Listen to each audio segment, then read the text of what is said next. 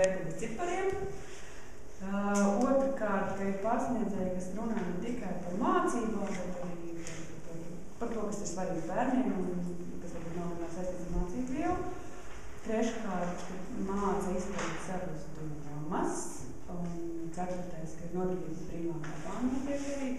Piektkārt, ka ir ekskursijas. Sastkārt, darbs kopās.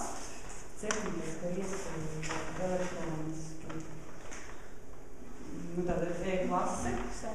Jā, sekot līdzi un tālāk. Astotais ir praktiski uzdevumi. 9. sekojoši projektu nedēļa un 10. ka ir iespēja strādāt pagarinātāk dienas grupās. Pie ideālās skolas numur 1 apgūt efektīvas mācīšanas metodes.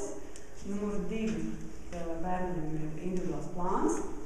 Numur 3 sadarbība ar skolotājiem, sadarbība ar bērniem, vecākiem un kopā izstrādā kopīgus projektus.